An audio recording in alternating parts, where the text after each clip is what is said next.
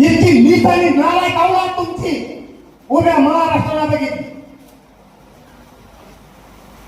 त्या दोन्ही नेत्यांना माझं म्हणणं आहे, या लेकरांना तुमचं काय केलं की त्याच्या भोपाळच्या तुम्ही चिंधड्या केल्या. काय केलं त्या माझ्या मुंड्याला? कोणाची प्रॉपर्टी लुटली नाही, कोणावरती दरवाजा घातला नाही. रात्र दिवस कामाला कष्ट करून आपल्या लेकरांना उभे करत होता. आपले आई बाबा आपल्या छोटे लेकरांनी बायको सांभाळत होता. त्याचा सुद्धा हराम खोरावर तुम्ही मुर्दा पाडलाय. बदला होणार,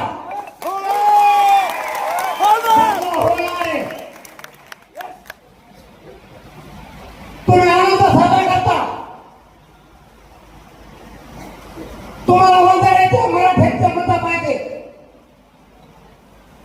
तुम्हाला मुस्लिम दलितांचे मतं पाहिजे, पण त्यांच्या लेकरा बाळाच्या मुलीच्या सुद्धा तुम्ही छाटायला लागला.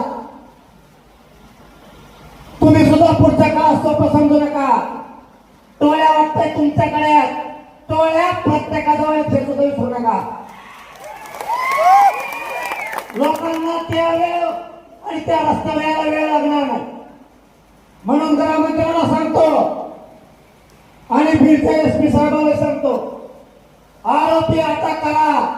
लोकांनी जर कायदा हातात घेतला तर तुम्हाला सुद्धा रस्त्याला पाळता येणार नाही, लक्षात ठेवा. आम्ही वाटत नसतो आणि परळी त्या परळी लाभार्थी आम्ही नीट करणार म्हणजे करणार. 1 महिन्याच्या नंतर 100% परळीतले लाभार्थी नीट होणार. तुमच्या पाठीवर थाप टाकली पाहिजे. नेते म्हणून लोक तुमच्या जवळ आले पाहिजे. मारता तुम्ही